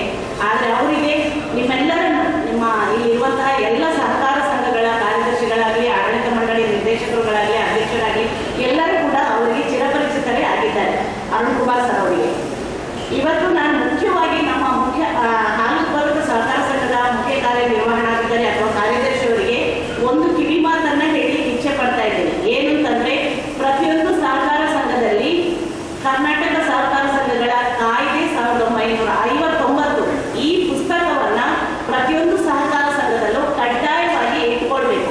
ಇಲ್ಲಿಗ ಸುಮಾರು 125 ಜನ ಸೇರ್ಕೊಂಡಿದ್ದೀರಾ. ಎಷ್ಟು ಸಹಕಾರ ಸಂಘದಲ್ಲಿ ಆ ಆಕ್ಟ್ ಬುಕ್ ಅನ್ನ ಇಟ್ಕೊಂಡಿದ್ದೀರಿ? ಪ್ಲೀಸ್ ಕೈ ಎತ್ತಬೇಕು. ಬೆರಳೆಣಿಕೆ ಎಷ್ಟು ಮಾತ್ರ ಕಾರ್ಯದರ್ಶಿಗಳು ಆ ಆಕ್ಟ್ ಬುಕ್ ಅನ್ನ ಇಟ್ಕೊಂಡಿದ್ದೀರಿ. ನಮ್ಮ ಮಾನ್ಯ ಅರುಣ್ ಕುಮಾರ್ ಸರ್ ಅವರು ನಿಮ್ಗೆ ಈಗ ಚುನಾವಣೆ ಬಗ್ಗೆ ಸ್ವಲ್ಪ ಮಾಹಿತಿಯನ್ನ ಕೊಟ್ಟರು. ನಾನೆಲ್ಲರನ್ನೂ ಅಬ್ಸರ್ವ್ ಮಾಡ್ತಾ ಇದ್ದೆ. ಕೆಲವರು ಈಗ ನಮಗೆ ಗೊತ್ತಿದೆ ಮೊಬೈಲ್ ಇಲ್ಲದಿದ್ರೆ ನಮ್ಮ ಕೆಲಸಗಳೇ ಆಗೋದಿಲ್ಲ, ನಮಗೆ ಮೊಬೈಲೇ ಒಂದು ಚಟ ಆಗಿ ಹೋಗಿದೆ. ಅವರಷ್ಟು ಪಾಪ ಕಾಯ್ದೆ ಬಗ್ಗೆ ನಿಯಮಗಳ ಬಗ್ಗೆ ಅವರು ವಿಸ್ತೃತವಾಗಿ ಅವರು ಹೇಳಿದ್ರು. ಇದರ ಬಗ್ಗೆ ನಿಮ್ಗೆ ಈಗಾಗಲೇ ನಮ್ಮ ಉಡುಪಿ ಜಿಲ್ಲಾ ಯೂನಿಯನ್ ನಿಂದ ನಿಮ್ಗೆ ಈಗಾಗಲೇ ಒಂದು ತರಬೇತಿಯನ್ನು ಕೂಡ ಅವರು ಹಮ್ಮಿಕೊಂಡಿದ್ರು. ತಾಲೂಕಲ್ಲಿ ಅವರು ಹಮ್ಮಿಕೊಂಡಿದ್ರು. ಆಗ ನನಗೆ ಬರ್ಲಿಕ್ಕೆ ಆಗಲಿಲ್ಲ. ಯಾಕಂದ್ರೆ ನಿಮಗೆ ಗೊತ್ತಿದೆ ನಾವು ಇಲಾಖೆಯಲ್ಲಿ ಇರುವಾಗ ನಮಗೆ ನಾನಾ ಕೇಸ್ಗಳು ಅಥವಾ ಮೀಟಿಂಗ್ಗಳಲ್ಲಿ ಇರ್ತದೆ ಅಂತೇಳಿ ನನಗೆ ಬರ್ಲಿಕ್ಕೆ ಆಗಲಿಲ್ಲ. ಆದರೆ ಈಗ ಅವರು ಇವತ್ತು ಅವರು ಸನ್ಮಾನ ಸ್ವೀಕರಿಸಿದ ನಂತರ ನಿಮಗೆ ಮುಖ್ಯವಾಗಿ ಏನು ಹೇಳಬೇಕಾ ಅದನ್ನ ಹೇಳಿದ್ರು. ಈ ಬಾರಿ 2025ರಲ್ಲಿ ನಮ್ಮಲ್ಲಿ ಸುಮಾರು 202 ಸಹಕಾರ ಸಂಘಗಳಿವೆ. ಅದು ತಾಲೂಕು ಮಟ್ಟ ಇರ್ಬೋದು, ಲೆಸ್ ದೆನ್ ತಾಲೂಕು ಇರ್ಬೋದು, ತಾಲೂಕು ಮಟ್ಟ ಮೀರಿ ಜಿಲ್ಲಾ ಮಟ್ಟದ ಸಹಕಾರ ಸಂಘಗಳು. ಒಟ್ಟು 202 ಸಹಕಾರ ಸಂಘಗಳಿಗೆ ಚುನಾವಣೆ ನಡೆಯಲಿದೆ. ಅದರಲ್ಲಿ ಪ್ರಮುಖವಾಗಿ ನಮ್ಮ ಹಾಲು ಉತ್ಪಾದಕ ಸಹಕಾರ ಸಂಘಗಳು ಕೂಡ ಅತಿ ಹೆಚ್ಚಿನ ಸಂಖ್ಯೆಯಲ್ಲಿ ಚುನಾವಣೆಯನ್ನ ನಾವು ಎದುರಿಸಲಿಕ್ಕೆ ನೀವು ಸಿದ್ಧರಾಗಿರ್ಬೇಕೀಗ. ಈಗಾಗಲೇ ನೀವು 195 ದಿನಗಳ ಅರುಣ್ ಸರ್ ಹೇಳಿದ್ರು ನಿಮಗೆ 195 ದಿನಗಳ ನೀವು ಒಂದು ನೋಟಿಸ್ ಅನ್ನ ರಿಜಿಸ್ಟರ್ಡ್ ಪೋಸ್ಟ್ ನೋಟಿಸ್ ಅನ್ನ ಕೊಡಬೇಕು ಅಂತ ಹೇಳಿದ್ರು. ನೀವು ಎಷ್ಟು ಜನ ಕೊಟ್ಟಿದ್ದೀರಾ ಇಲ್ವಾ ಅಂತ ನನಗಂತೂ ಗೊತ್ತಿಲ್ಲ. ಅದಕ್ಕಾಗಿ ನಾವು ಇಲ್ಲಿ ನಿಮಗೆ ಅದನ್ನ ಕಾಯ್ದೆಗಳ ಬಗ್ಗೆ ನಾವು ಹೇಳುವಾಗ, ಸೆಕ್ಷನ್ಗಳ ಬಗ್ಗೆ ಹೇಳುವಾಗ ನಿಮ್ಮ ಸಹಕಾರ ಸಂಘದಲ್ಲಿ ಕಡ್ಡಾಯವಾಗಿ ಆಕ್ಟ್ ಬುಕ್ ಅನ್ನ ಇವತ್ತೇ ಪರ್ಚೇಸ್ ಮಾಡಬೇಕು ಪ್ರತಿಯೊಬ್ಬರು ಕೂಡ. ನಾವು ನಿಮ್ಮ ಸಹಕಾರ ಸಂಘಕ್ಕೆ ವಿಸಿಟ್ ಮಾಡಿದಾಗ ಫಸ್ಟ್ ಕೇಳಿದೆ ನಾನು ಆಕ್ಟ್ ಬುಕ್ ಅನ್ನ. ನಂಗೆ ಇನ್ನೊಂದು ವಿಷಾದದ ಸಂಗತಿ ಏನು ಅಂತಂದ್ರೆ, ಒಂದು ಕಾರ್ಕಳ ತಾಲೂಕಿನ ಒಂದು ಸಹಕಾರ ಸಂಘಕ್ಕೆ ನಾನು ಭೇಟಿ ನೀಡಿದೆ 20 ಪಾಯಿಂಟ್ ಮೀಟಿಂಗ್ ಹೋದಾಗ. ಅಲ್ಲಿ ನೀವು ಹಾಲು ಉತ್ಪಾದಕ ಸಹಕಾರ ಸಂಘದವ್ರು ಬಿಡಿ, ನೀವು ಇಟ್ಕೊಳ್ಳಿಲ್ಲ ಅಂತ ನನಗೆ ಗೊತ್ತಿದೆ, ಕೆಲವರು ಮಾತ್ರ ಇಟ್ಕೊಂಡಿರ್ಬೋದು ಅಂತ. ಆ ಒಂದು ಪ್ಯಾಕ್ಸ್ ಅಲ್ಲಿ 2005ನೇ ಇಸವಿಗೆ ಬಂದಂತಹ ಆಕ್ಟ್ ಬುಕ್ ಅನ್ನ ಇಟ್ಕೊಂಡು ಕೆಲಸ ಮಾಡ್ತಾ ಇದ್ದಾರೆ. ಸೊ ನಾನು ಬೆಳ್ತಂಗಡಿಯಲ್ಲಿ 6 ವರ್ಷ ಕೆಲಸ ಮಾಡಿದ್ದೀನಿ. ಇವರಿಗೆ ಕುಂದಾಪುರ ನೌಕರರ ಕ್ಷೇಮಾಭಿವೃದ್ಧಿ ಟ್ರಸ್ಟ್ ಪರವಾಗಿ ಗೌರವ ಅಭಿನಂದನೆ ಸಲ್ಲಿಸುತ್ತಿದ್ದೇವೆ. ಶ್ರೀಯುತ ಸಂತೋಷ್ ಶೆಟ್ಟಿ ಇವರು ಕಾವರಾಡಿ ಹಾಲು ಉತ್ಪಾದಕರ ಸಹಕಾರಿ ಸಂಘದಲ್ಲಿ ಮುಖ್ಯ ಕಾರ್ಯನಿರ್ವಹಣಾಧಿಕಾರಿಯಾಗಿ ಸೇವೆ ಸಲ್ಲಿಸಿದರು. ನಮ್ಮ ಟ್ರಸ್ಟ್ ಪರವಾಗಿ ಅಭಿನಂದನೆ ಸಲ್ಲಿಸುತ್ತೇವೆ. ಹಾಗೂ ನಮ್ಮಣ್ಣ ರಾಮಚಂದ್ರ ಬೈಲು ನಮ್ಮ ನೌಕರರಿಗೆ ಎನರ್ಜಿ ಫುಡ್ ಯಾರು ರಾಮಚಂದ್ರ ಬೈಲು ಅಭಿನಂದನೆ ಸಲ್ಲಿಸುತ್ತೇವೆ. ಸಿಪಾಯಿಯ ಹೆಸರುವಾಸಿಯಾದ ಅವರಲ್ಲಿ ಪ್ರೀತಿಪೂರ್ವಕವಾಗಿ ಕೇಳಿಕೊಳ್ಳುತ್ತೇವೆ, ಸಲ್ಲಿಸುತ್ತೇವೆ. ವೇದಿಕೆ ಮೇಲೆ ಬಂದು ನಮ್ಮ ಒಕ್ಕೂಟದ ಅಧ್ಯಕ್ಷರ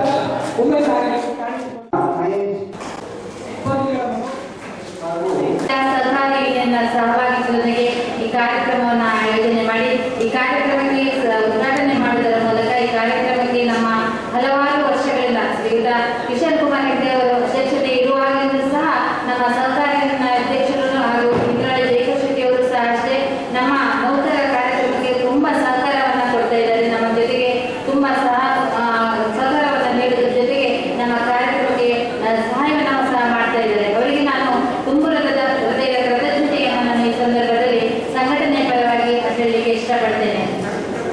ಹಾಗೆ ನಮ್ಮ ಇವತ್ತಿನ ಕಾರ್ಯಕ್ರಮದ ಕೇಂದ್ರ ಬಿಂದುಗಳಾಗಿ ನಮ್ಮ ಒಕ್ಕೂಟದ ಗೌರವಾನ್ವಿತ ನಿರ್ದೇಶಕರಾಗಿ ಹಲವು ರಚನಾತ್ಮಕ ಕಾರ್ಯಕ್ರಮಗಳನ್ನು ರೂಪಿಸುವುದರೊಂದಿಗೆ ಹಲವಾರು ಸಂಘ ಸಂಸ್ಥೆಗಳಲ್ಲಿ ತನ್ನನ್ನು ತಾನು ತೊಡಗಿಸಿಕೊಂಡು ಈ ಕ್ಷೇತ್ರಕ್ಕೆ ಈ ಭಾಗಕ್ಕೆ ಒಂದು ಹೆಮ್ಮೆಯ ಸಹಕಾರ ರತ್ನ ಎನ್ನುವಂತಹ ಪ್ರಶಸ್ತಿಯನ್ನು ಪಡೆದನ್ನ ಮುಡಿಗೇರಿಸಿಕೊಂಡು ನಮ್ಮ ನೌಕರರ ಶ್ರೇಯೋಭಿವೃದ್ಧಿಗೋಸ್ಕರ ಹಲವಾರು ರೀತಿಯ ಸಹಕಾರವನ್ನು ನೀಡ್ತಾ ಇರುವಂತವರು ನಾವು ಇವತ್ತು ನಿಮ್ಮನ್ನು ಅತ್ಯಂತ ಪ್ರೀತಿಯಿಂದ ಸಣ್ಣ ರೀತಿಯಲ್ಲಿ ಸನ್ಮಾನವನ್ನು ಮಾಡಿದ್ರು ಸಹ ಅತ್ಯಂತ ಪ್ರೀತಿಯಿಂದ ತಾವು ಸ್ವೀಕರಿಸಿ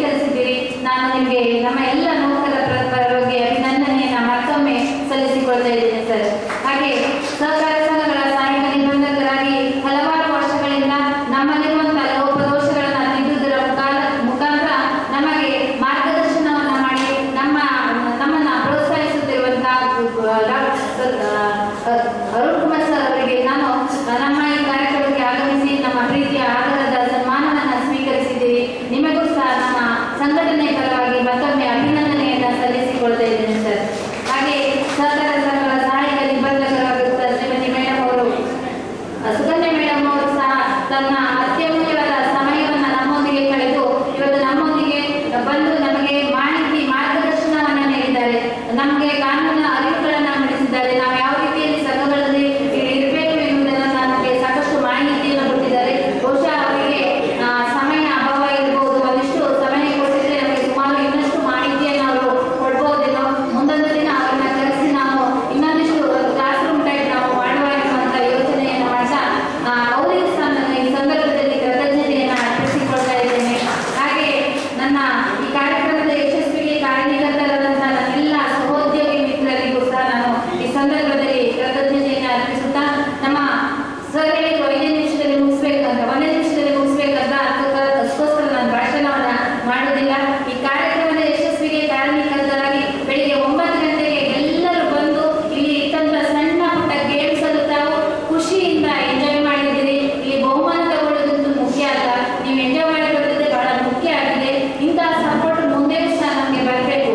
ಸರ್ ಹೇಳಿದ್ರು ಏನಂದ್ರೆ, ನಾವು ಯಾವುದೇ ಬೇಡಿಕೆಗಳನ್ನು ಈಡೇರಿಸಿಕೊಳ್ಬೇಕಾದ್ರೆ ನಮ್ಮಲ್ಲಿ ಸಂಘಟನೆಯ ಶಕ್ತಿ ಅನ್ನೋದು ಬಹಳ ಬಹಳ ಮುಖ್ಯ ಆಗ್ತದೆ. ನಾವೆಲ್ಲರೂ ಒಗ್ಗಟ್ಟಾಗಿ ಇದ್ದಾಗ ಮಾತ್ರ ಯಾವುದೇ ರೀತಿಯಲ್ಲಿ ನಾವು ನಮ್ಮ ಸಂಘಟನೆ ಮುಖಾಂತರ ಬೇಡಿಕೆಗಳನ್ನ ಈಡೇರಿಸಿಕೊಳ್ಳಲಿಕ್ಕಾಗ್ತದೆ. ಅದಕ್ಕೆ ನಿಮ್ಮೆಲ್ಲರ ಸಹಕಾರವನ್ನು ನಾನು ಬಯಸ್ತಾ ಇದ್ದೇನೆ. ಹಾಗೆ ನಾನು ಈ ಸಂಘದಲ್ಲಿ ನಾನು ಸುಮಾರು 20 ವರ್ಷದಿಂದ ಸ್ಥಾಪಕ ಅಧ್ಯಕ್ಷರಾಗಿ, ಜಿಲ್ಲಾ ನಿರ್ದೇಶಕರಾಗಿ, ಜಿಲ್ಲಾ ಉಪಾಧ್ಯಕ್ಷರಾಗಿ, ಕೋಶಾಧಿಕಾರಿಯಾಗಿ, ಜಿಲ್ಲಾ ಕಾರ್ಯದರ್ಶಿಯಾಗಿ, ಇವತ್ತು ಟ್ರಸ್ಟಿನ ಒಬ್ಬ ಸದಸ್ಯರಾಗಿ, ರಾಜ್ಯ ನಿರ್ದೇಶಕಿಯಾಗಿ ಹಲವಾರು ಕಡೆ ನನಗೆ ಸೇವೆಯನ್ನು ಸಲ್ಲಿಸಲಿಕ್ಕೆ ನೀವೆಲ್ಲ ಅವಕಾಶವನ್ನು ಕಲ್ಪಿಸಿದ್ದೀರಿ. ಇಂಥ ಅವಕಾಶವನ್ನು ಕೊಟ್ಟಂತ ನಿಮಗೆಲ್ಲರಿಗೂ ನಾನು ಚಿರಋಣಿಯಾಗಿರುತ್ತಾ ಈ ಒಂದು ಸಂದರ್ಭದಲ್ಲಿ ಈ ಕಾರ್ಯಕ್ರಮದಲ್ಲಿ ಭಾಗವಹಿಸಿರುವಂತ ನನ್ನೆಲ್ಲ ಸ್ನೇಹಿತ ವರ್ಗದವರಿಗೆ ಮತ್ತೊಮ್ಮೆ ನಾನು ಹೃದಯದ ವಂದನೆಯನ್ನು ಸಲ್ಲಿಸಿಕೊಳ್ಳುತ್ತಾ ಅವಕಾಶಕ್ಕಾಗಿ ವಂದಿಸಿಕೊಳ್ತಾ ಇದ್ದೇನೆ. ಕೊನೆಯದಾಗಿ ಧನ್ಯವಾದ ಸಮರ್ಪಣೆ ಕುಂದಾಪುರ ಮತ್ತು ಉಡುಪಿ ಜಿಲ್ಲಾ ಸಹಕಾರ ಯೂನಿಯನ್ ಸಹಕಾರದಲ್ಲಿ ಅಭಿನಂದನಾ ಸಮಾರಂಭ ಹಾಗೂ ಹಾಲು ಉತ್ಪಾದಕರ ಸಹಕಾರ ಸಂಘ ನೌಕರರ ಸಮಾವೇಶ ಈಗಾಗಲೇ ತುಂಬ ಅಚ್ಚುಕಟ್ಟಾಗಿ ತುಂಬ ಸುಂದರವಾಗಿ ಮೂಡಿಬಂದಿದೆ. ಈ ಸಭೆಯ ಅಧ್ಯಕ್ಷತೆಯನ್ನು ವಹಿಸಿದಂತಹ ನಮ್ಮ ಕುಂದಾಪುರ ತಾಲೂಕು ಹಾಲು ಉತ್ಪಾದಕರ ಸಹಕಾರ ಸಂಘದ ನೌಕರ ಟ್ರಸ್ಟ್ನ ಅಧ್ಯಕ್ಷರಾದ ಶ್ರೀಮತಿ ಸುಲೇಖ ಶೆಟ್ಟಿ ಅವರಿಗೆ ನಮ್ಮ ನಿಮ್ಮೆಲ್ಲರ ಪರವಾಗಿ ಧನ್ಯವಾದವನ್ನು ಅರ್ಪಿಸುತ್ತೇನೆ. ಹಾಗೆ ಉದ್ಘಾಟನೆ ಮಾಡಿದಂತಹ ದೀನವಾಳಿ ಜಯಕರ್ ಶೆಟ್ಟಿ ಅವರಿಗೆ ಈಗಾಗಲೇ ಅವರು ಕಾರ್ಯಕ್ರಮವನ್ನು ಮುಗಿಸಿ ಏನೋ ಅರ್ಜೆಂಟ್ ಕೆಲಸ ಇರೋದ್ರಿಂದ ನಿರ್ಗಮಿಸಿದ್ದಾರೆ. ಅವರಿಗೆ ಕೂಡ ನಮ್ಮ ನಿಮ್ಮೆಲ್ಲರ ಪರವಾಗಿ ಸಭೆಯ ಪರವಾಗಿ ಮುಂದುವರೆದ ಧನ್ಯವಾದವನ್ನು ಅರ್ಪಿಸುತ್ತೇನೆ. ಹಾಗೆ ನಮ್ಮ ಒಕ್ಕೂಟದ ಮಾಜಿ ಉಪಾಧ್ಯಕ್ಷರಾದ, ಪ್ರಸ್ತುತ ಹಾಲಿ ನಿರ್ದೇಶಕರಾದ, ಸಹಕಾರ ರತ್ನ ನಮ್ಮೆಲ್ಲರಿಗೂ ಸ್ಪಂದಿಸುವಂತಹ ನಮ್ಮ ಕುಂದಾಪುರದ ಹೆಮ್ಮೆ ನಿರ್ದೇಶಕರಾದಂತಹ ಶ್ರೀ ಪ್ರಕಾಶ್ ಚಂದ್ರ ಶೆಟ್ಟಿ ಸಹಕಾರ ರತ್ನ ಇವರು ನಮ್ಮ ಕಾರ್ಯಕ್ರಮದಲ್ಲಿ ಭಾಗವಹಿಸಿ ತುಂಬ ನಮಗೆಲ್ಲ ಥರದ ಸಹಕಾರ ಮುಂದಿನ ದಿನಗಳಲ್ಲಿ ನಾನು ಕೊಡ್ತೇನೆ, ನಾನು ನಿಮ್ಮ ಜೊತೆಗೆ ಇದ್ದೇನೆ ಅಂತ ಹೇಳಿ ನಮ್ಮೆಲ್ಲರನ್ನು ಹುರಿದುಂಬಿಸಿದ್ದಾರೆ. ಅವರಿಗೂ ಕೂಡ ಈ ಸಭೆಯ ಪರವಾಗಿ ನಮ್ಮ ನಿಮ್ಮೆಲ್ಲರ ಪರವಾಗಿ ತುಂಬ ಹೃದಯದ ಧನ್ಯವಾದವನ್ನು ಹೇಳ್ತೇನೆ. ಹಾಗೆ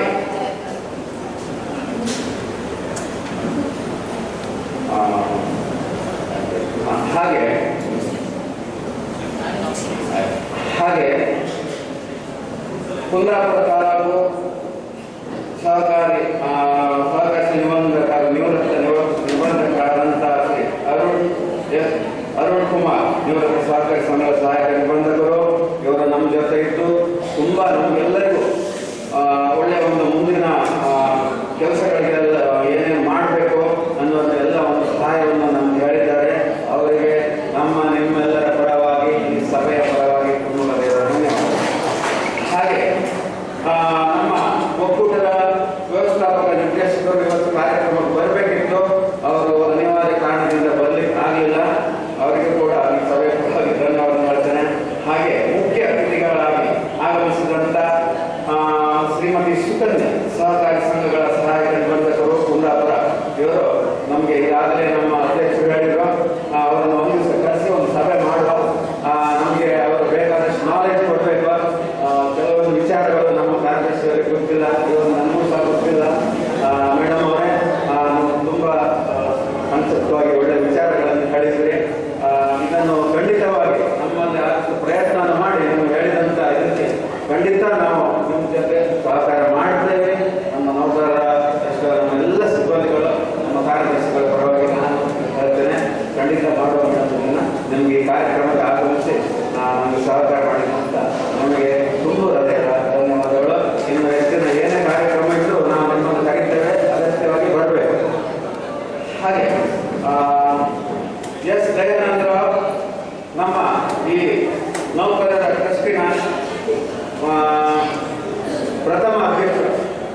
ಈಗ ಗೌರವ ಅಧ್ಯಕ್ಷರಾಗಿ ನಮ್ಮ ಜೊತೆ ಇದ್ದಾರೆ. ಯಾವುದೇ ಒಂದು ನಮ್ಮ ಈ ಟ್ರಸ್ಟಿನ ಕಾರ್ಯಕ್ರಮ ಇದ್ದರೆ ಖಂಡಿತ ನಮ್ಮ ಜೊತೆ ಇದ್ದು ಒಳ್ಳೆ ಸಹಕಾರ ಮಾಡಿ ನಮಗೆ ಎಲ್ಲ ಇದರಲ್ಲಿ ಸಹಾಯ ಮಾಡುವಂಥವರು. ಅವರಿಗೂ ಕೂಡ ನಿಮ್ಮೆಲ್ಲರ ಪರವಾಗಿ ಈ ಸಭೆಯ ಪರವಾಗಿ ತುಂಬ ಹೃದಯದ ಸ್ವಾಗತವನ್ನು ಧನ್ಯವಾದವನ್ನು ಹೇಳ್ತೇನೆ. ಹಾಗೆ ಇವತ್ತು ಈ ಕಾರ್ಯಕ್ರಮಕ್ಕೆ ಸಮಯಕ್ಕೆ ಸರಿಯಾಗಿ ನಾವು ಈ ಕುಂದಾಪುರ ತಾಲೂಕು ಇಲ್ಲಿ ಕ್ಷಮೆ